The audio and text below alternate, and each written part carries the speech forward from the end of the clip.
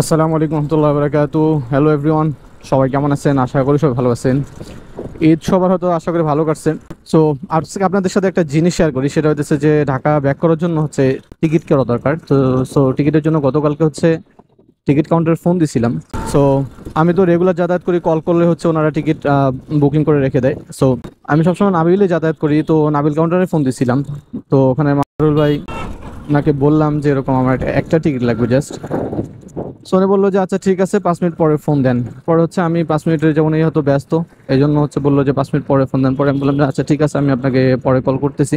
5 মিনিটের জায়গা হচ্ছে আমি আরো 15-20 মিনিট পরে কল করছি, যে যাতে উনি ফুললি একটু ফ্রি হয়। তো আমি ওনার সাথে কথাবার্তা বললাম এরপরে কল দিয়ে যে এরকম টিকিট একটা দরকার। উনি বললো যে আচ্ছা ঠিক আছে, টিকিট হচ্ছে আপনাকে দিব। পরে আমি বললাম যে আচ্ছা ঠিক আছে, তাহলে হচ্ছে আমি টিকিটের বুকিংটা আমার কনফার্ম করে রাখেন। আমি যাই অথবা আমার বাবা যায়, যেই যাই আর কি, আমরা হচ্ছে টিকিটটা নিয়ে আসবো। তো পরে হচ্ছে আমার বাবাকে হচ্ছে পাঠাইলাম টিকিটটা নিয়ে আসার জন্য।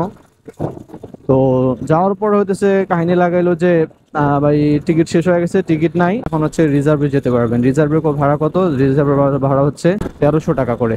আর নাবিল কাউন্টার থেকে যে নাবিলের ভাড়া সেটা হচ্ছে আপনার 1050 টাকা করে। তো পরে আমি ওনাকে বললাম যে আমার বাবাকে যখন পাঠাইছি তখন আমার বাবাকে ওনারা ব্যাক করে দিচ্ছে, যে বলছে যে টিকিট নাই, টিকিট শেষ হয়ে গেছে, আপনারা হচ্ছে টিকিটের কথা ফুললি হচ্ছে কনফার্ম করেন নাই। অথচ আমি ফোনে কথা বললাম, ফোনে কথা বলছি 2 মিনিট 18 সেকেন্ড, প্রথমবার কথা বলছি হচ্ছে 58 সেকেন্ড। সেকেন্ড টাইম কল করছি, উনি যে ব্যস্ততা দেখালো, পরে সেকেন্ড টাইম কথা বলবো যখন কনফার্ম করলাম তখন হচ্ছে 2 মিনিট 18 সেকেন্ড মানে কথা বলছি। সো তখন কিন্তু টিকিটটা আমি কনফার্ম করে নিছি, কিন্তু উনি কি করছে, উনি ওটা মানে ওনার যে খাতা সেখানে এন্ট্রি করে রাখে নাই। এটা পরবর্তী মানে হচ্ছে টিকিটটা দেওয়া না লাগে হয়তোবা। তো ওই যে সিন্ডিকেট করে পরবর্তীতে বাবাকে পাঠাইলাম, আব্বাকে পাঠাইলাম হচ্ছে টিকিটটা নিয়ে আসার জন্য। তখন আব্বাকে বলছে যে টিকিট নাই, টিকিট যদি এখন যেতে চান তাহলে হচ্ছে আপনাকে রিজার্ভের টিকিট নিতে হবে। রিজার্ভের টিকিট 1300 টাকা। এখানে হচ্ছে ওনাদের ব্যবসাটা। তো আমি এখন যাচ্ছি আর কি টিকিটটা নিয়ে আসার জন্য। গতকালকে পরে আমি ফোন দিলাম যে আমি আপনাদের রেগুলার কাস্টমার, কিভাবে এই কাজটা করলেন যে টিকিট দিলেন না? বলতেছেন যে টিকিট নাই। পরে বলতেছে ভাই আপনি তো আসলে কনফার্ম করেন নাই। আমি বলছি যে আমি রেগুলার কাস্টমার, আমি এক কথাতে আপনি আমার সারা জীবন টিকিট কনফার্ম করে আসছেন, এখন বলতেছেন যে টিকিট কনফার্ম করেন নাই, এটা কি ধরনের কথা? পরে বলতেছে যে আচ্ছা ভাই ঠিক আছে, আমি দেখতেছি বলে কলটা কেটে দিছে। এরপর হইতেছে আমি আবার 15-20 মিনিট পর আবার কল দিছি। কল দেওয়ার পর হচ্ছে ভাই ঠিক আছে, আপনার জন্য একটা টিকিট রাখলাম, হ্যাঁ এই টিকিট হচ্ছে একদম শেষ এসেছি। তো দেখেন কালকে বাবা আসলো, বাবাকে ঘুরে দিল, বললো টিকিট নেই। আজকে যখন আমি পরে কল দিয়ে যখন রাগারাগি করলাম কিছু, পরে বলতেছে আচ্ছা টিকিট নিয়ে যান। এখন যাব, আমি আপনাদেরকে দেখাবো যে ওনারা আসলে কি কাজটা করছে।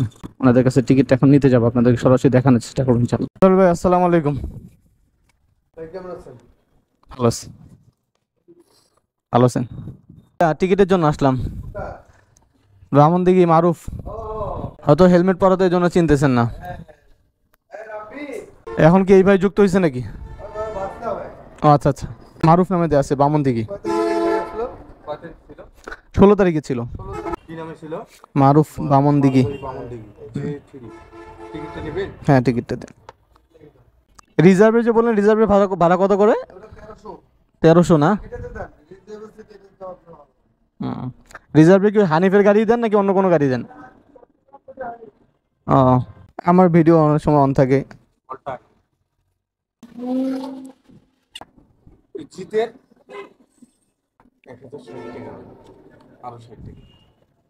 1060 না? 900 হচ্ছে আমাদের সরকারি ভাড়া, আর আপনাদের 100 কমিশন। ঠিক আছে রাব্বি ভাই।